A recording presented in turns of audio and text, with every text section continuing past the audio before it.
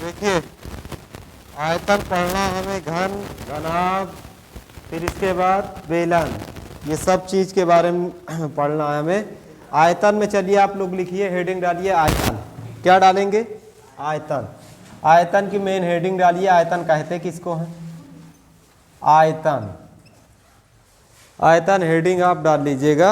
अब उसके बाद लिखिएगा आप लोग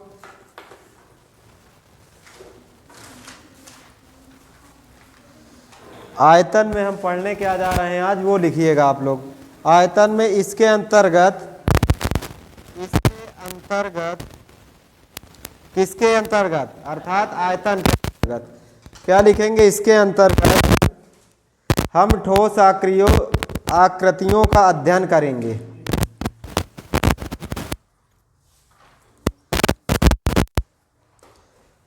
कैसी आकृति हम अध्ययन करेंगे? ठोस। हमने क्या अभी लिखाया? इसके अंतर्गत हम ठोस आकृतियों का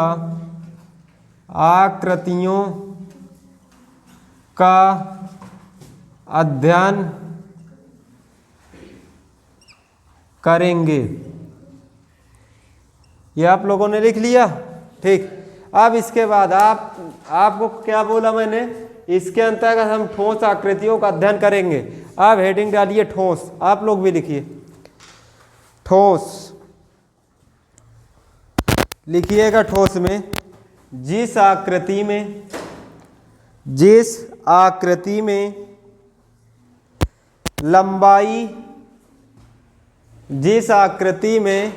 लंबाई, चौड़ाई एवं मोटाई, जिस आकृति में लंबाई, चौड़ाई एवं मोटाई, यहां भी लिख दे क्या? जिस आकृति में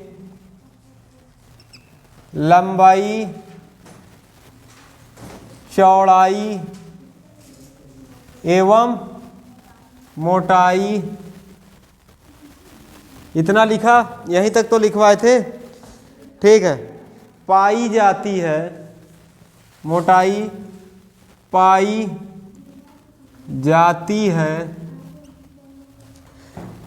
जाती है उस आकृति को हम ठोस आकृति कहते हैं। उस आकृति को हम ठोस आकृति कहते हैं। विशेष ध्यान ये रहे कि जिस आकृति में लंबाई, चौड़ाई एवं मोटाई पाई जाती है उस आकृति को हम क्या कहते हैं? ठोस कहते हैं। ठीक है। अब इसके अंतर्गत पहला नंबर आप लोग पढ़ेंगे क्या? इसमें पढ़ेंगे घन के बारे में। क्या पढ़ेंगे? घन। अब इसको रफ कर दें। ठीक है। अब इसके बाद हम पढ़ने वाले इसी में घन। क्या पढ़ेंगे? अब बच्चों आप लोग विशेष ध्यान दीजिएगा। घन हेडिंग आपका क्या होगा? घन। अब इसके लिए एक फिगर बनाया जाएगा घन का। क्या बनाया जाएगा? फिगर। एक दिमाग में सेट कीजिएगा कि वर्ग का जो घन का हमारा प्रत्येक पृष्ठ होता है वो सब वर्गाकार होता है। ठीक है। ये आप एक घन बनाने जा रहे हैं। ये क्या है आपका? घन। घन का प्रत्येक पृष्ठ वर्गाकार होता है, इस चीज को ध्यान रखिए। आप ऐसे कर ले, देखिए डायग्राम भी बनाना सीखिएगा। ठीक। आप इसको यहाँ से इसको जोड़ दीजिए, ये, और इसको यहाँ से आप जोड़ दीजिए। ठीक है। और इसको यहाँ से आप जोड़िएगा, ये वाला यहाँ से जोड़िएगा। ये क्या बन के तैयार हुआ हमारा? घन। ये डायग्राम आपको दिखा? ठीक। इसको क्या बोलेंगे हम लोग? घन। ये आपका घन। इसका नामकरण कर दीजिए ए, बी, सी, डी, फिर क्या है? ई और एफ, जी, एच। ठीक है। आप इतना आप लोग कर लीजिए, लिखिएगा।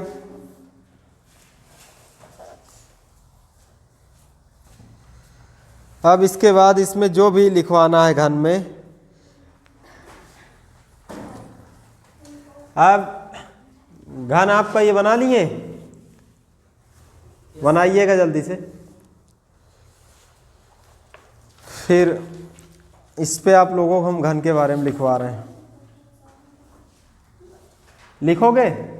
लिखिएगा, इसकी परिभाषा लिख लीजिए, डायग्राम बाद में बनाइएगा, टाइम इधर लॉस हो रहा। लिखिएगा, घन हेडिंग डालिए, मेन घन हेडिंग डाल लिया, ठीक है। अब इसमें लिखिए वह ठोस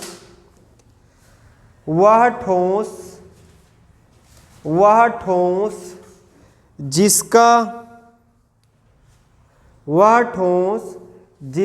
प्रत्येक सतह वर्गाकार हो। प्रत्येक सतह कैसी हो? वर्गाकार हो, घन कहलाता है। क्या कहलाता है?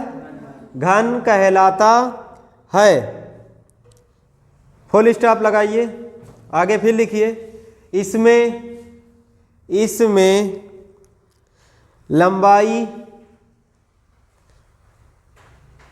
चौड़ाई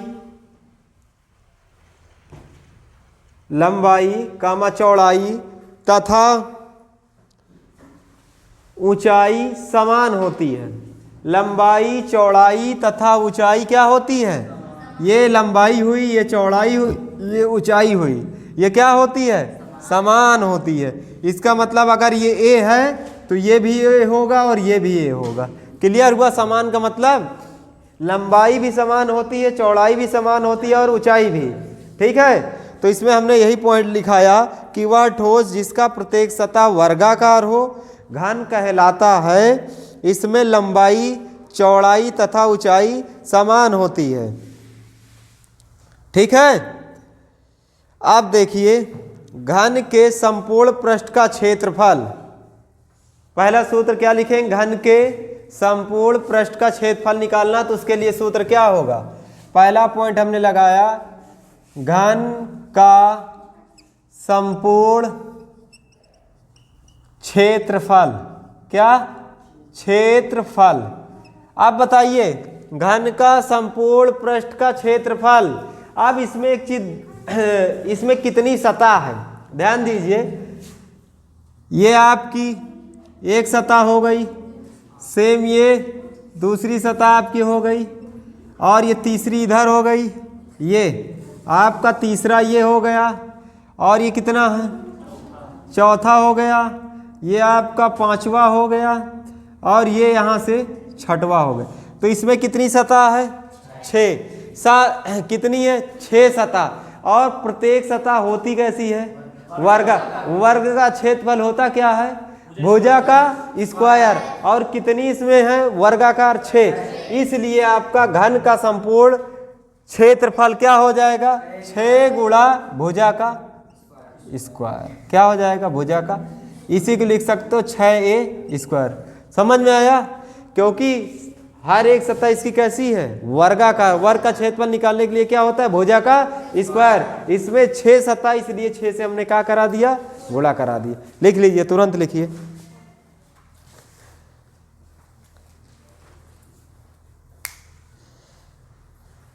अब इसमें आप लोग लिखोगे घन का आयतन।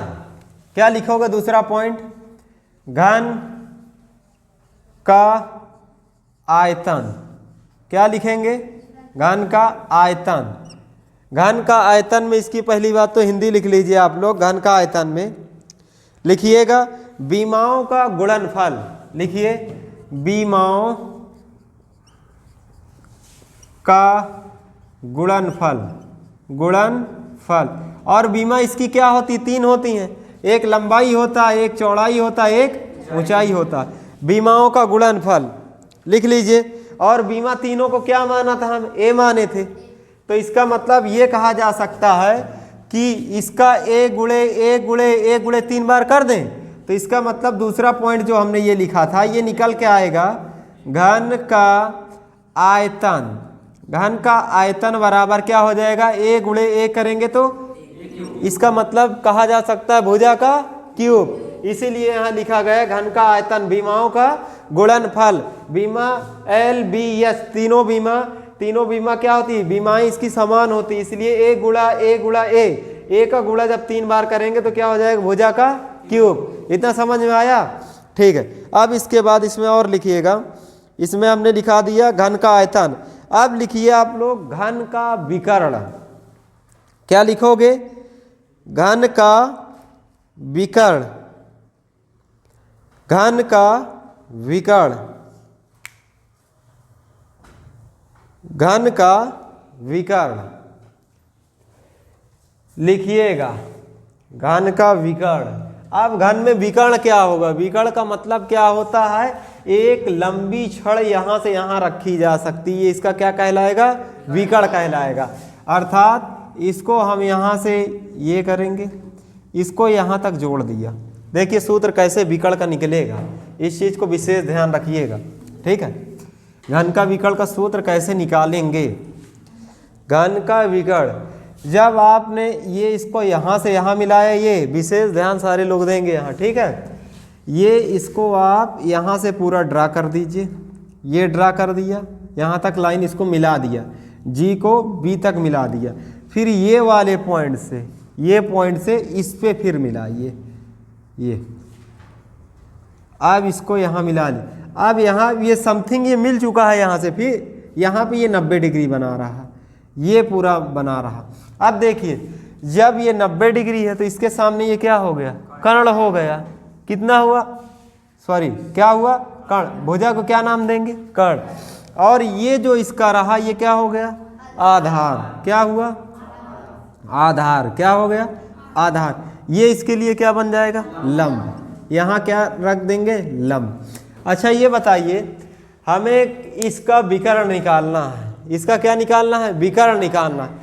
इस विकर्ण को कैसे निकाला जा सकता है, क्या ये जब समकोण त्रिभुज हो गया, क्या हो गया हमारा, GDB, ये कैसा है, समकोण त्रिभुज है। अब यहां से लिख लीजिए समकोण त्रिभुज GDB, ये हो गया। में क्या लगा दें कि निकाला है कर्ण, पाइथागोरस थ्योरम लगा दें। पाइथागोरस प्रमेय का प्रयोग करने पर, पाइथागोरस प्रमेय का प्रयोग करने पर, पाइथागोरस प्रमेय देखिएगा, पाइथागोरस प्रमेय होता क्या है, ये कहता है सबसे बड़ी भुजा इसमें पाइथागोरस में कर्ण होती है। कर्ण का स्क्वायर कर दीजिए, बराबर कर दीजिए आप लोग लंब का स्क्वायर और प्लस आधार का वर्ग कर दीजिए, आधार का वर्ग। एक समकोण त्रिभुज में आपको अलग से आकृति बना के दिखा रहा हूं, जैसे कि ये आपके पास है ये, ठीक है, इसका नाम दे दीजिए ABC। ये समकोण त्रिभुज होगा तो इसे बोलते हैं कर्ण। कर्ण को इंग्लिश में बोलते हैं, क्या बोलते हैं पता, हाइपोटेनस। क्या बोलते हैं, हाइपोट।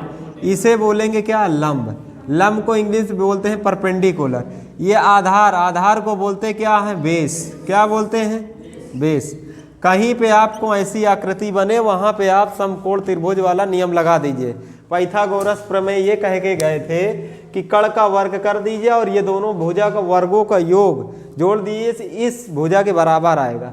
अर्थात लंब का वर्ग प्लस आधार का वर्ग करेंगे तो इसके योग के बराबर आ जाएगा। अब देखिए इसमें जब हम लगाएंगे तो ये लगा लिया जाए कर्ण, इसमें कर्ण क्या है, कह सकते हो GB है या तो BG है, BG का वर्ग कर लीजिए। लंब इसमें क्या है, GD है, GD ये कर लीजिए, प्लस आधार के दर पे क्या कहा जा सकता है, BD है, आप यहाँ BD रख लीजिए, ठीक है। BG के दर पे हम क्या रखेंगे, कर्ण हमें निकालना ही है, कर्ण नहीं पता, इसको स्थिर रखिए। BG का वर्ग रहने दीजिए। GD का मान कितना, A है ना, तीनों भुजा हमने माना था, यहाँ पे हम क्या रख सकते हैं, A। आप इसको a का वर्ग कर दीजिए प्लस। अब बताइए BD का मान पता है? तभी निकलेगा जब दो भुजा का मान पता हो, तभी तीसरी भुजा निकाल सकते हो। इसमें कि ये मान नहीं पता है, लेकिन अब दिमाग में सेट कीजिए। मैंने अभी क्या बताया, इसका प्रत्येक सतह क्या होता है? वर्गाकार होता है। कैसा होता है? वर्गाकार। और वर्ग का विकर्ण आपको पता है क्या? क्या होता है? नहीं पता है? ये आप समझिएगा। यहाँ अगर आपके पास एक वर्ग है, वर्ग की चारों भुजा क्या होती है? बराबर होती है। ये आपके पास ABCD ये क्या है? वर्ग है। क्या है? वर्ग है। आप इसको A से C मिला दीजिए तो आपका क्या ये विकर्ण कहलाएगा। और इसकी भुजा चारों क्या होती हैं? बराबर। अगर ये A है तो ये भी A होगा, ये भी A होगा, ये भी A होगा। आप ध्यान दीजिएगा। अब इसका विकर्ण निकालना है तो क्या बताइए, समकोण त्रिभुज बन रहा है, इसी प्रकार की आकृति है, तो इसका विकर्ण हमें नहीं पता भी है तो हम निकाल लेंगे। यहाँ करना क्या है, इसका हम विकर्ण निकाल लेंगे। इसका जब विकर्ण निकालेंगे तो इसका सूत्र हमें पता है। यहाँ पाइथागोरस थ्योरम लगाएंगे। हमें क्या चाहिए? AC का क्या कर दिया? वर्ग कर दिया। और इसका वर्ग कर दें, लंब का वर्ग कर दिया, प्लस आधार का वर्ग कर दिया। ये आ गया तो AC बराबर ये कितना हो जाएगा? A² प्लस कितना हो गया? A²। तो ये हमारे पास AC वर्ग बराबर A² जोड़ेंगे कितना हो जाएगा? 2A² हो जाएगा। अब AC का मान हमें चाहिए, इसका विकर्ण जो चाहिए वही विकर्ण यहाँ होगा। ठीक, अब यहाँ से हमने इसको इधर भेज दिया 95, तो ये रोड में आ जाएगा। ये इधर जाएगा तो रोड में आ जाएगा, और ये 2A² हो जाएगा। तो ये AC बराबर ये √2, और बाहर इसको निकालोगे तो A हो गया। अब जैसे हमें नहीं पता था इसका विकर्ण क्या होगा, इसका आधार क्या होगा, तो ये इसका जो प्रत्येक सतह है सब वर्गाकार है, और ये वर्ग का विकर्ण है क्योंकि कॉर्नर से कॉर्नर मिलाएगा। इसलिए यहाँ पे हम क्या लिख सकते हैं? √2A। अब आधार के दर पे हम क्या रख सकते हैं? √2A। अब यहाँ से आपने इसको इतना कर लिया है, तो अब करेंगे क्या? यहाँ पे हम लोग रखेंगे यहाँ √2A। इतना करने के बाद इसका कर देंगे क्या? वर्ग कर दिया। ठीक, अब देखिए BG का वर्ग बराबर A² प्लस इसका वर्ग करोगे तो अब आपके पास क्या आएगा? 2A² हो जाएगा। आया? हमें पता था इसका विकर्ण जो होता है √3A होता है, लेकिन आपको निकाल के बता रहे हैं। ठीक, अब आपके पास BG का वर्ग हो गया, ये एक A², ये 2A², तो कितना हो जाएगा? 3A²। तो यहाँ से आपका BG बराबर, इसको इधर भेज दीजिए, ये 3A², इसको बाहर निकालोगे BG बराबर आपके पास क्या हो गया? √3A। तो इसका विकर्ण क्या होता है? √3। ये निकल के क्या आया इसका? √3A। और यही चीज़ किताब में दिया भी है कि घन का विकर्ण जो होता है √3A होता है। इसको नोट करोगे? नोट कर लो जल्दी से, नोट कीजिए 1 मिनट में। देखिए सूत्र याद नहीं होते, लेकिन जब तरीका पता रहेगा आपके पास तो आप लोग तुरंत कर लोगे। ठीक है, तो इसको या तो घर में प्रैक्टिस कीजिए, जब ना आए तो फिर हमसे दोबारा पूछिएगा। ठीक है, नहीं तो हम इधर लेट हो जाएंगे। अब इधर क्या करते हैं, ये आपको सूत्र हम यहाँ पे लिखे दे रहे हैं। क्या लिख दें यहाँ पे? घन का विकर्ण का सूत्र। घन का विकर्ण, घन का विकर्ण बराबर क्या होता है? √3A। क्लियर हुआ? √3A। अब इसको रफ करते हैं। इसको आप लोग घर में प्रैक्टिस कीजिए, जब ना आए तो फिर हमसे अगली क्लास में आप लोग पूछिए। ठीक है, अब ये घन का विकर्ण भी हमने निकालना सीख लिया। अब इसके बाद देखते हैं क्या दिया हुआ है। अब इसके बाद घन का विकर्ण आ गया। अब इसके बाद इसका बेसिक नॉलेज दे देते हैं इसमें। ठीक है, जैसा कि अब इसको रफ कर दें। चलिए इसको कुछ रफ करते हैं। इसमें से चलिए इसको लिखा रहने दीजिए, और इसमें हम एक घन फिर से बनाते हैं। ये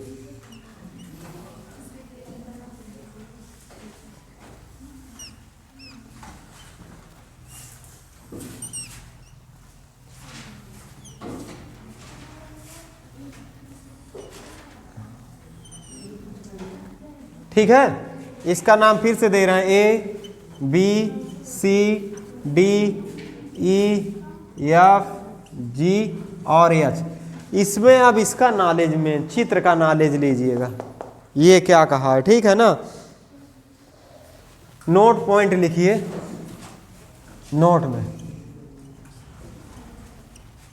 घन में होती हैं। अब क्या क्या होती हैं, ये बीमा उमा के बारे में सब दिया, ये सब कुछ बताता हूँ, ठीक है ना।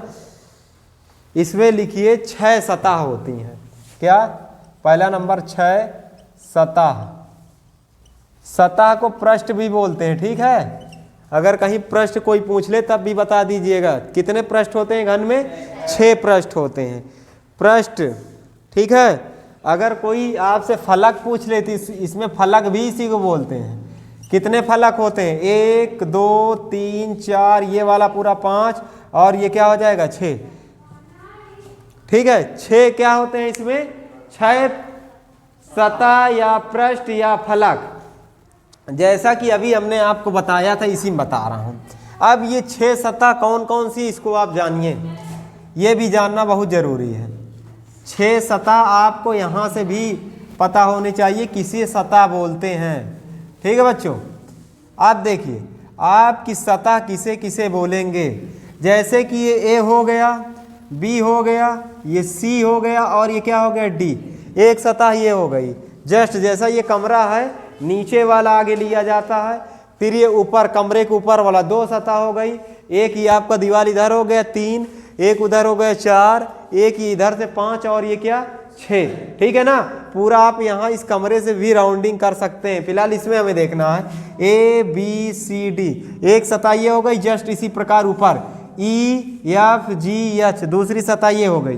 तीसरी सतह देखिए बी सी एफ ई, तीसरी सतह ये हो गई। चौथी जस्ट अपोजिट इसी तरह ए डी जी एच, चौथी ये हो गई। पांचवी सतह देखिए, पांचवी सतह ए एच ई बी, पांचवी सतह। छठवीं सतह देखिए सी डी जी और ये आपका एफ। ये 6 सतह हमने यहाँ देखा। फिर इसके बाद इसका पॉइंट नंबर इसमें दूसरा दिया है कि इसमें 8 कोने होते हैं। कितने कोने होते हैं? 8 कोने होते हैं। अब वो कोने भी आपको हम दिखा रहे हैं। 8 कोने होते हैं। कितने? 8 कोने होते हैं। अब बच्चों ये कोना किसे बोला जाएगा?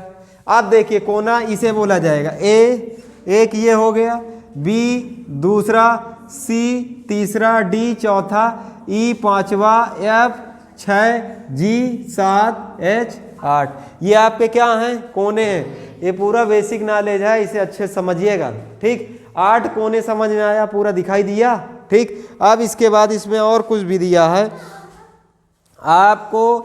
यहाँ से कह रहा कि 12 कोर होते हैं। कितने होते हैं? 12 कोर। अब इसमें 12 कोर कैसे निकालोगे? किसी को पता है?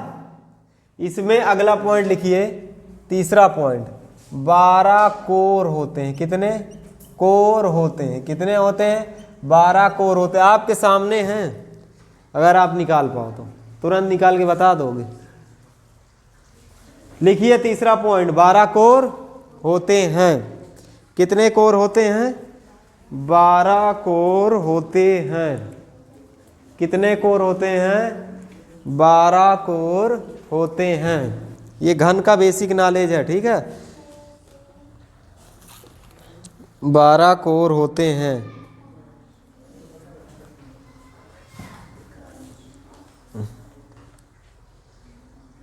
अब इसके बाद इसमें सवाल करवाएं।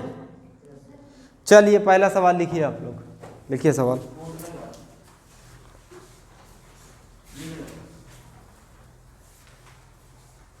लिखिए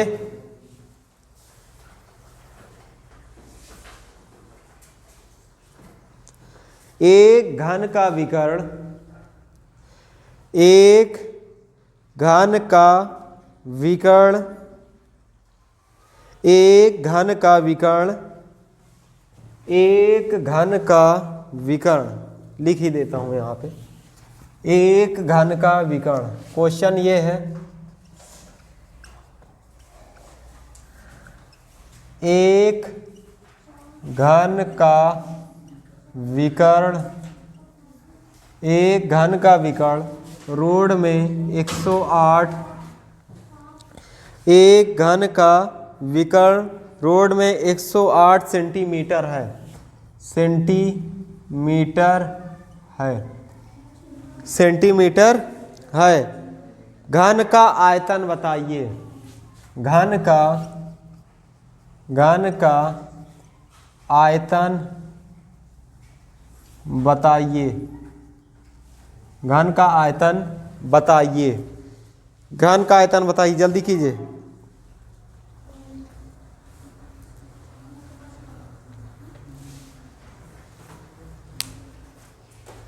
घन का आयतन अभी हमने बताया था कि भुजा का क्यूब होता है, तो इसकी भुजा पता कर लीजिए। भुजा पता कर लोगे तो घन का आयतन आराम से निकल आएगा पूरा। पहले भुजा पता किए। घन का ये क्या दिया है, घन का विकर्ण। अभी घन का विकर्ण बराबर सूत्र मैंने क्या बताया था,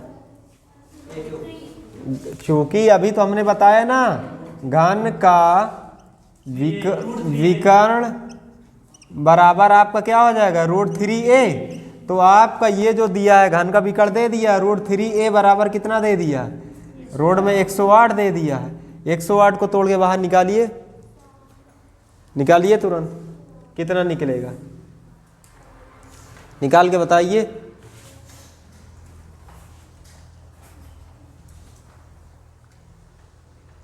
अभाज्य गुणनखंड विधि द्वारा ही निकाल लीजिए, जैसा भी निकालना हो निकालिए,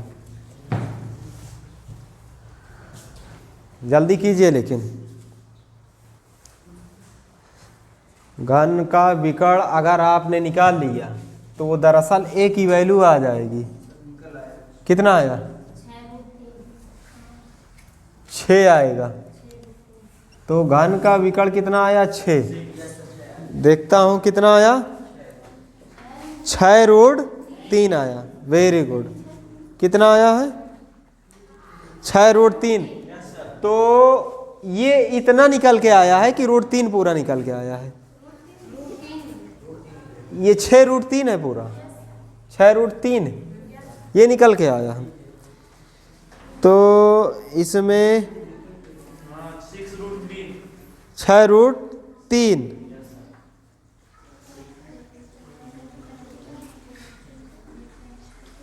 इसमें जो दे रहा है कितना निकाल के दे रहा है, तो घन का आयतन। तो भुजा क्या मिली है इसमें, भुजा क्या आई है आपकी, आपने अच्छा इसको क्या निकाला ये बताओ, इसका अभाज्य गुणनखंड कितना निकल, अच्छा ये अभी तक 6 चले थे, √3a 6√3। अब इसके बाद ये कट नहीं जाएगा, तो यही तो हम कह रहे हैं a बराबर आपका 6 नहीं हो जाएगा। तो भुजा कितनी आ गई आपकी, 6 सेंटीमीटर। तो ये क्या कह रहा है, घन का आयतन पूछा है आपसे, क्या कहा है, घन का आयतन। घन का आयतन निकालना है तो भुजा का क्या होता है, क्यूब होता है।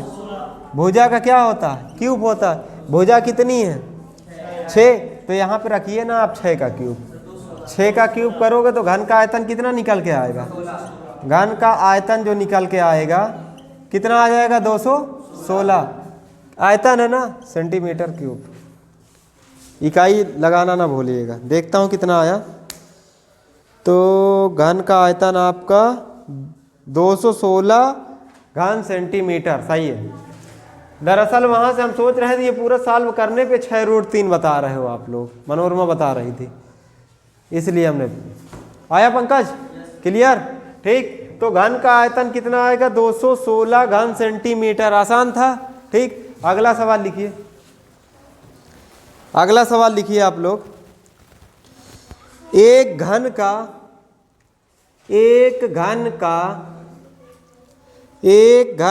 पूर्ण पृष्ठ, एक घन का पूर्ण पृष्ठ 150 वर्ग सेंटीमीटर है।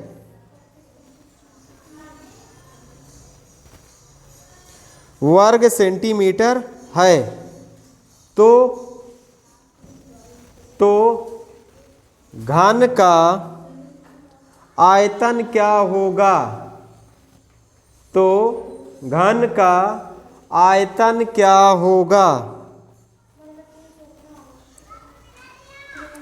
जल्दी कीजिए, ये भी बहुत आसान है, जल्दी कीजिए आप लोग। सवाल को भी बोलिए, क्या बोले थे हम सवाल अभी? एक घन का पूर्ण पृष्ठ 150 बोले थे बेटा, 150 वर्ग सेंटीमीटर। हाँ 150 वर्ग सेंटीमीटर है। फिर तो घन का आयतन क्या होगा? आयतन क्या होगा? अच्छा ये बताइए, दिमाग में थोड़ा लगाइए, घन का आयतन के लिए हमें क्या चाहिए? भुजा चाहिए। भुजा निकाल लीजिए, उसी का क्यूब कर दीजिए, आ जाएगा। तो अभी इससे पूर्ण पृष्ठ का बताया था सूत्र, क्या होता है घन का संपूर्ण पृष्ठ का क्षेत्रफल का भुजा 6a²। तो इसका मतलब हमें ये क्या दे दिया, 6a² बराबर कितना? 150। तो यहाँ a² बराबर ये 150 बटा कितना हो जाएगा? 6। काटोगे इसे, 6 दूनी 12, कितना आया? 3। 6 पंचे 3, कितना गया? 25 बार। तो a बराबर इसको करनी में भेज दोगे 25, इसको बाहर निकालोगे, 1 बराबर कितना आ गया? 5। तो इसकी भुजा कितनी मिल गई? 5। तो इसने क्या पूछा था? घन का आयतन ही तो पूछा था। घन का आयतन क्या होता है? भुजा का क्यूब होता है। क्या होता है? भुजा का क्यूब होता है। इसलिए चूंकि घन का आयतन बराबर क्या होता है? भुजा का क्यूब होता है। भुजा कितनी मिल गई? 5। 5 का क्यूब करो, कितना आएगा? 125 घन सेंटीमीटर आएगा। कितना आया? 125 दिया है, 125 घन सेंटीमीटर क्यूब का चिन्ह लगा दीजिए, ये आएगा। 625 नहीं आएगा भाई, 125 है, क्योंकि 5 का घन कर रहे हैं ना, तो 125 आएगा, 625 नहीं आएगा। ठीक है, तो कितना आएगा? 125 घन सेंटीमीटर। क्लियर हुआ? समझ में आया इतना? और सवाल दिया जाए इससे संबंधित? चलिए एक सवाल और कर लीजिए आप लोग, लिखिए।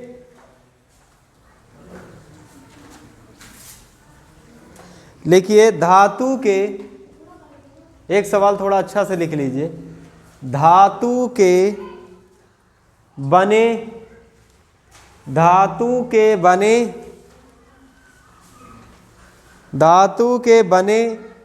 एक घन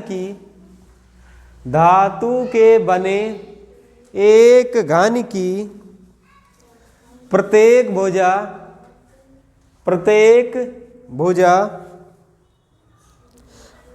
भुजा 12 सेंटीमीटर है। 12 सेंटीमीटर है। इसे पिघलाकर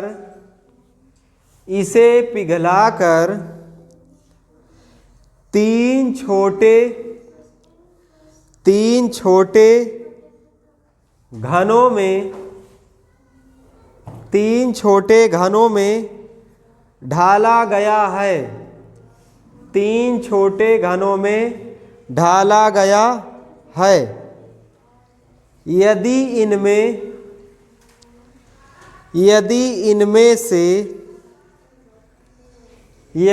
इनमें से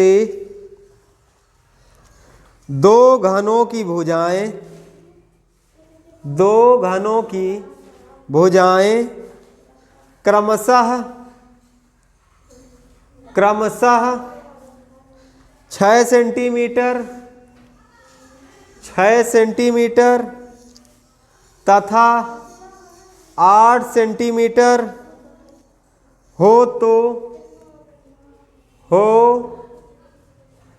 तो तीसरे घन की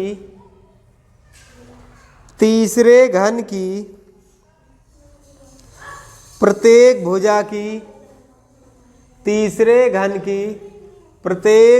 की लंबाई कितनी होगी? सॉल्व कीजिए, 2 मिनट का समय है आपके पास।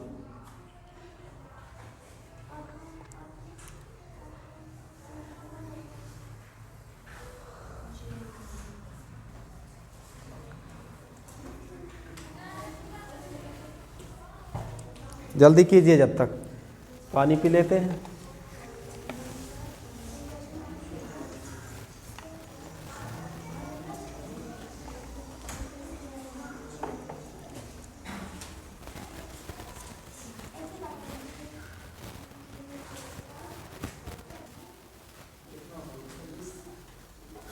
कितना आया?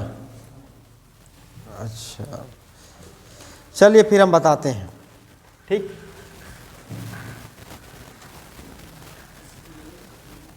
सवाल क्या था इसमें? सवाल हमें ये था, धातु के बने एक घन की प्रत्येक भुजा कितनी है? 12 सेंटीमीटर है। इसका मतलब भुजा हमें घन की मिल गई है। कितना है? 12 सेंटीमीटर भुजा मिल गई है। ठीक, आपके पास एक घन है, इसको करता क्या? धातु के बने एक घन की प्रत्येक भुजा 12 सेंटीमीटर, इसे पिघलाकर 3 छोटे घन बनाते हैं। अच्छा ये बताइए, जैसे आपके पास एक घन ये है, ये आपके पास घन है, ये आप यहाँ इसको कीजिए और इसको आप पिघला करके 3 छोटे छोटे घन कर दीजिए। कितने कर दीजिए? तीनों छोटे घन कर दीजिए। ये बताइए, जितना मटेरियल इस घन में लगा है इसी से तो निकाल करके 3 घन बनाए जा रहे हैं। इसका मतलब इस घन का आयतन बराबर क्या? तीनों घनों का आयतन बराबर होगा क्या? अब मेरी बात समझिए, ये मेरे पास मार्कर है, मैं इसको तोड़ करके 20 टुकड़े करके फिर से 20 मार्कर बना दूं, तो क्या ये एक बड़े मार्कर के बराबर वो 20 टुकड़े होंगे? होगा, क्योंकि इसी से तो बन रहा है। इसी से चाहे 72 इसके हम टुकड़े काट डालें, लेकिन सब तो इसी के पार्ट से है ना। तो इसका मतलब 1 के बराबर वो 72 है। तो इसका मतलब बड़ा वाला घन के बराबर में तीनों घन के आयतन का योग बराबर होगा इसके। ठीक है, तो अब चलिए इसको यहाँ पे करते हैं। जैसा कि यहाँ हमें दिया था, पहली बात तो मान लीजिए, माना तीसरे घन की भुजा नहीं पता है ना, तीसरे घन की भुजा बताना है। माना तीसरे घन की भुजा कितनी है? भुजा x मीटर है। कितनी है? x मीटर है। इसकी 12 सेंटीमीटर था ना, सेंटीमीटर है। कितनी है? इसमें दिया था धातु के एक बने प्रत्येक भुजा 12 सेंटीमीटर। मान लिया तीसरा वाले कितना x मीटर है।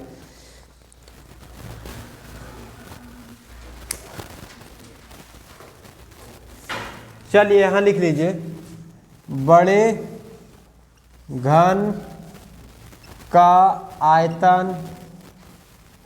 आयतन किसके बराबर होगा?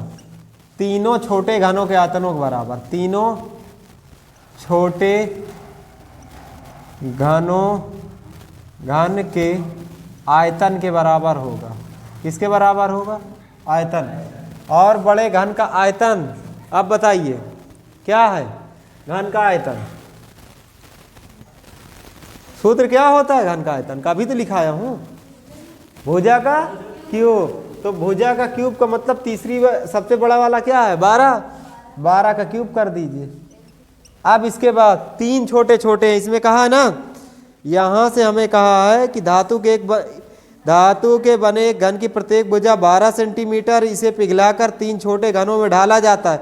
यदि इनमें से 2 घनों की भुजाएं 6 और कितना है 8, 2 की दे दिया, 1 की 6, तो इसका भी 6 भुजा का क्यूब कर दोगे, प्लस दूसरे वाले कर दिया कितना 8 का क्यूब कर दोगे। तीसरे की नहीं पता था, तीसरे क्या मान लिए थे? यक्स मत, तो यक्स का भी क्यूब कर दो, क्या दिक्कत है? इतना समझ में आया? ठीक, 12 का क्यूब कितना होता है पता है? 1728 बराबर 6 का क्यूब 216, 8 का क्यूब 512 प्लस कितना यक्स क्यूब। इसको जोड़िए कितना हो जाएगा? 6 2 8, ये कितना 2 728, और 728 को अब इधर भेज दीजिए। आप इधर भेज जो 1700, ये 28 माइनस 700 कितना 28 बराबर यक्स क्यूब। ये 1000 बचेगा। तो यक्स क्यूब बराबर कितना 1000 आ गया। कितना आ गया? 1000। इसको इधर भेजोगे तो ये कितने क्यूब है? 10 का क्यूब है।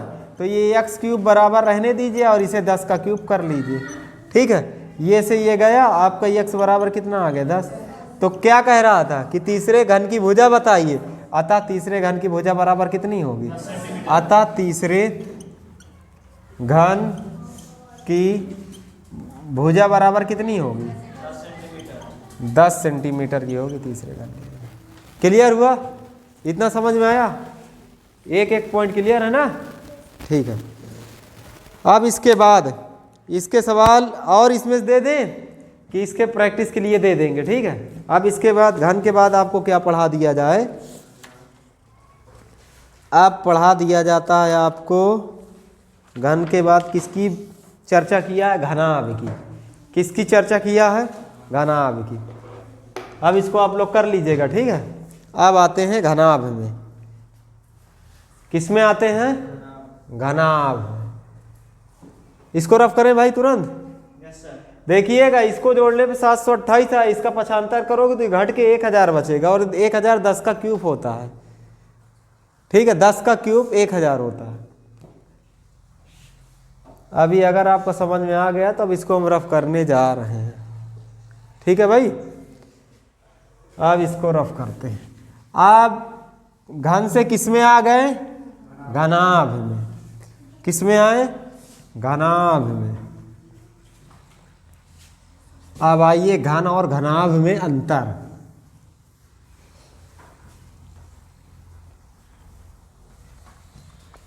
अच्छा, घनाभ में एक और खूबी है, जैसे कि अभी हमने घन में बताया कि इसका प्रत्येक सतह कैसी होती है? वर्गाकार होती है। एक पेज चिड़ के दीजिए, बताता हूँ।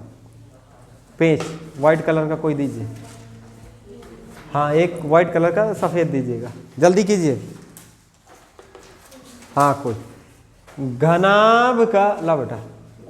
घनाभ का जो प्रत्येक पृष्ठ होता है वो आयताकार होता है। कैसा होता है? आयताकार होता है। देखिए, इसमें लंबाई चौड़ाई समान तो नहीं है, समान तो नहीं है। तो घनाभ का जो होता है प्रत्येक सतह या प्रत्येक पृष्ठ या प्रत्येक फलक कैसा होता है? आयताकार होता है। तो इसका मतलब जब उसका विकर्ण लगाएंगे तो आयत का विकर्ण हमें पता होना चाहिए। आपको पता है आयत का विकर्ण? अगर नहीं पता है तो सेम जैसे निकाले तो निकाल के बता देंगे, ठीक। क्या होता है? रोड में L square plus B square, ठीक है। वहां पर भी विकर्ण निकालना होगा भी घनाभ में, ठीक। तो घनाभ का प्रत्येक सतह कैसी होती है? आयताकार होती। इस चीज को दिमाग में सेट कर लीजिए, कभी सूत्र भी भूलोगे तो याद रहे। घन का प्रत्येक सतह कैसी होती है? घन की वर्गाकार होती है और घनाभ की आयताकार होती है। इस चीज को दिमाग में अच्छे से सेट करके रखिएगा। तो आइए अब किसकी चर्चा करेंगे? घनाभ की। अब बेटा यहाँ पढ़ने जा रहे हैं हम लोग घनाभ के बारे में। किसके बारे में? घनाभ के बारे में। अब घनाभ जो होता है वो कैसा होता है? आयताकार होता है, ठीक है। अब आपका ये क्या बनने जा रहा है? घनाभ। देखिए, इसमें लंबाई ज़्यादा है, चौड़ाई कम है ना, तो ये आपका जो बन के तैयार होगा वो क्या बनेगा? घनाभ होगा। ये क्या हुआ? इसका भी नामकरण कर दीजिए, ए बी, और क्या हो जाएगा ये? सी, और क्या हो जाएगा ये? डी। ये आपके पास क्या हो जाएगा? ई, और ये क्या हो जाएगा? एफ, और ये क्या हो जाएगा? जी, और ये एच। तो इसमें भी 8 कोने होते हैं, घनाभ की होती हैं। लिख लीजिए, घनाभ में होते हैं, घनाभ में होते हैं 8 कोने। कितने कोने होते हैं? 8 कोने। इसमें भी बताना तो नहीं पड़ेगा इस बार 8 कोने कौन कौन से हैं। ये A B C D E F G और एच, कितने कोने होते हैं? 8 कोने होते हैं। इसमें दिया भी होगा, देखता हूँ एक बार, इसमें शायद कुछ ना कुछ तो समझाया ही होगा। हाँ, दिया। किसी घनाभ में 6 सतह होते हैं, 8 कोने होते हैं, 12 कोर होते हैं। ये घन में भी होते हैं, ये खूबी, ठीक। लेकिन डिफरेंट दोनों में यही है कि उसका वर्गाकार होता है, इसमें आयताकार होता है। तो विकर्ण का सूत्र यहाँ चेंज हो जाएगा। और 12 कोर होते हैं। इसमें पहली बात तो 6 सतह होती हैं। कितनी? 6 सतह होती हैं, और क्या होते हैं, तीसरा पॉइंट 12 कोर होते हैं। 12 कोर सब अभी मैंने घन पे बताया था, ठीक है, तो ये बता ही चुका हूँ। तो घनाभ में जो आपके होते हैं, एक मिनट बेटा, तो कहाँ थे अभी हम, हाँ, किसी घनाभ में 6 सतह 8 कोने तथा 12 कोर होते हैं।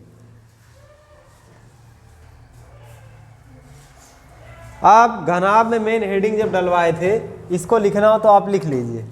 घनाभ में लिखिए, वह ठोस जिसका प्रत्येक सतह आयताकार हो घनाभ कहलाता है। घनाभ कहलाता है। कैसा हो प्रत्येक सतह? आयताकार। घनाभ कहलाता है। इसे आयताकार ठोस भी कहते हैं। इसे आयताकार ठोस भी कहते हैं। इसे आयताकार ठोस भी कहते हैं। अब ये इतना अगर आपका आ गया तो अब इसमें सूत्र फिर से लिख लीजिए आप लोग। घनाभ का आयतन डालिएगा। घनाभ का आयतन, घनाभ का आयतन, घनाभ का आयतन, घनाभ का आयतन LBH, लंबाई गुणा चौड़ाई गुणा ऊंचाई, तो लिख लीजिए L गुणे B गुणे H सामने आपके, ठीक है। आयतन कैसे निकलेगा? L गुणा B गुणा क्या? H। घनाभ का आयतन L गुणा B गुणा H। अब इसके बाद आपके पास घनाभ का संपूर्ण पृष्ठ का क्षेत्रफल लिखिए। घनाभ का संपूर्ण पृष्ठ का क्षेत्रफल पता है आप लोगों को सूत्र क्या होता है? 2LB plus BH plus HL, ठीक है, क्लियर हुआ? LH या HL, ठीक है। तो घनाभ का संपूर्ण पृष्ठ का क्षेत्रफल आपका क्या होता है? 2LB plus BH plus HL, ठीक है। घनाभ का विकर्ण, घनाभ का विकर्ण, घनाभ तीसरा पॉइंट लिखिए। घनाभ का विकर्ण, घनाभ का विकर्ण का सूत्र होता है L square plus B square plus H square. ये बताना तो नहीं पड़ेगा कहाँ से आता है, जरूरत हो तो बता दिया जाए, ठीक है।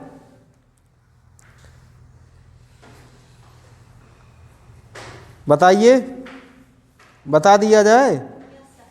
तो घनाभ का विकर्ण अब निकालना है। सेम वही प्रोसेस है जैसा कि अभी घन में हमने किया था। ये वाली भुजा को dash dash dash dash dash dash करते करते इससे मिला दीजिए, ठीक।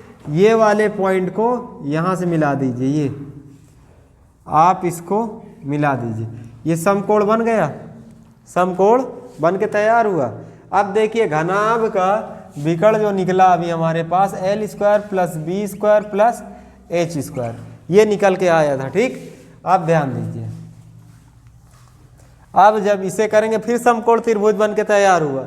समकोण त्रिभुज क्या लगा देते हैं फिर? वो आपका GDB में पाइथागोरस थ्योरम। ये कहता क्या है? कह रहा कि कर्ण का स्क्वायर कर दीजिए बराबर लंब का स्क्वायर कर दीजिए और प्लस आधार का स्क्वायर कर दीजिए, आधार का वर्ग कर दीजिए। बताइए कर्ण इसमें क्या है? G और B, कर्ण रख लीजिए। लंब कितना है? G और D, आपका क्या है? GD क्या है? लंब है। लंब के दर पे कितना दिया है? H, तो H का स्क्वायर कर लीजिए भाई। आधार आधार, आधार ये कैसा है नहीं पता है। आधार मतलब BD तो है, लेकिन ये क्या है, इसका विकर्ण है, आयत का विकर्ण। आयत का विकर्ण का सूत्र क्या होता है पता है कितना? कितना? अंडर रूट में L square plus B square. Good, ठीक है। तो रूट में ये आपका होता है ये विकर्ण का, तो यहाँ पे इसका आधार कितना मिल गया? रूट में L square plus B square, इसका वर्ग कर लीजिए, ठीक है। अब देखिए ये GB इसका वर्ग बराबर ये क्या हो जाएगा, H स्क्वायर प्लस, अब ये यहाँ से क्या होगा, ये से ये कट जाएगा, खत्म। ये हमारे पास L स्क्वायर प्लस क्या हो गया B स्क्वायर, तो आपका GB बराबर इसको इधर भेज दोगे करनी में आएगा, तो ये आपका H square plus L square plus क्या हो जाएगा B स्क्वायर। क्या यही सूत्र वो था? ठीक है, क्रम सिर्फ चेंज है, उससे कोई लेना देना नहीं। तो आयत का विकर्ण आपका क्या निकल के आएगा, ये विकर्ण निकल के आता है सूत्र, यहाँ से L square plus B square plus H square, ये निकाल करके बता दिया गया। ठीक, विकर्ण का मतलब इसमें वह बड़ी से बड़ी छड़ रखी जा सकती, सबसे लंबी छड़ इसमें घनाभ में यही वाली होगी आपकी। ठीक है, तो आपका ये घनाभ से रिलेटिव था। आप इसमें सवाल दे दिए जाए, इससे भी लिखिए सवाल। नहीं, इसको घर पे प्रैक्टिस कीजिए ना, यहाँ भी प्रैक्टिस नहीं करोगे। खुशी को देखिए हंस कितना रही है ना। खुशी पढ़ती है तभी तो खुश रहती है। चलिए महिमा सवाल लिखिए, और पंकज आप भी लिखिए, सभी लोग लिखे। राखी पांडे नाम लेना पड़ेगा तभी लिखोगे क्या? जानवी पटेल तुम्हारा भी नाम है। चलिए 12 मीटर, क्वेश्चन लिखिए 12 मीटर। अच्छा, ध्यान तो था ही नहीं कि सवाल हमने बोला ही नहीं और कह रहे थे नाम लेना पड़ेगा तब लिखोगे। चलिए ठीक है, लिखिए 12 मीटर खुशी को ऐसे ही कहेगा। लिखिए 12 मीटर लंबे, 12 मीटर लंबे, 8 मीटर चौड़े, 8 मीटर चौड़े तथा 9 मीटर ऊंचे, 9 मीटर ऊंचे किसी कमरे में मानवी बेटा हंसो, हंसने के लिए मना नहीं, लेकिन समझो, किसी कमरे में रखने योग्य सबसे लंबे खंभे की लंबाई कितनी हो सकती है? प्रश्न बहुत ही महत्वपूर्ण है। ठीक है, उसने कहा नहीं विकर्ण की लंबाई बताइए।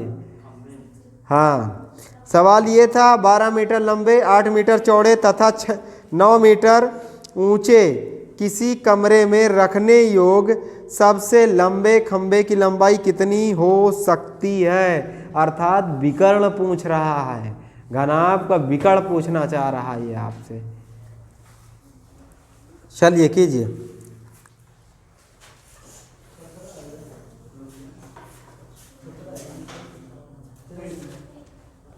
कितना आया? वेरी गुड, 17 ही आएगा। हाँ,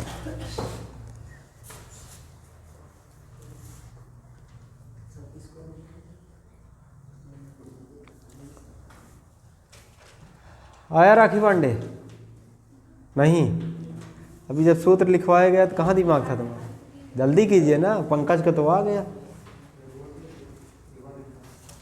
काजल बेटा तुम्हारा, हर्षिता, मनोरमा, खुशी, प्रियांशी, हंस रहे हैं ये सारे, खुशबू, पिंकी, जानवी, मिस्टर कोविद, पंकज, शिवा, जल्दी बताइए। आ गया? अरे ये तो सारे सीआर निकले, अर्थात होशियार। सीआर का मतलब होशियार होता है। ठीक है, जल्दी बताइए, फिर हम आपको सवाल करवा रहे हैं। आप देखिए कहाँ गया सवाल? 12 मीटर लंबे, लंबाई कितनी दिया था? 12 मीटर। चौड़ाई कितना दिया था? 8। ऊंचाई कितना दिया था? 9। आपसे ये कहा था 12 मीटर लंबे, 8 मीटर चौड़े तथा 9 मीटर ऊंचे किसी कमरे में रखने योग्य सबसे लंबे खंबे की लंबाई। आप देखिए सबसे लंबे खंबे की लंबाई क्या होगी? सबसे लंबे खंबे की लंबाई बराबर क्या होगा? घनाभ का विकर्ण होगा। क्या होगा? घनाभ का विकर्ण। घनाभ का विकर्ण बराबर सूत्र भी ये आपका होता है। तो घनाभ का विकर्ण बराबर रूट में लिख लीजिए आपका L square plus B square plus क्या हो जाएगा? H square. तो एल के दर पे कितना दिया? 12। 12 का वर्ग कर दीजिए प्लस ये बी के दर पे कितना? 8 का वर्ग। एच के दर पे कितना? 9 का वर्ग कर दीजिए। आपके पास ये क्या 12 बराबर में कितना? 144 प्लस 8 9 64 प्लस 9 9 81 जोड़ोगे कितना आएगा? 289। 289 का वर्गमूल 17 होता है। 17 सेंटीमीटर। सबसे लंबी जो खंबे की लंबाई जो रखा जाए विकर्ण वो 17 सेंटीमीटर का कितना? 17 मीटर का आएगा। ये आपका आंसर आ जाएगा। क्लियर हुआ? कितना होगा? सबसे लंबा खंबा रखा जा सकता है 17 मीटर का। ठीक है, कितना है आपका? 17 मीटर। एक सवाल और कर लीजिए पहले। सवाल कर लोगे कि बेलन के बारे में बता दें? भूल जाओगे? तो इतना ही याद रखा जाए। चलिए ठीक है, तो बच्चों अगली क्लास में हम मिलेंगे हम। ठीक है।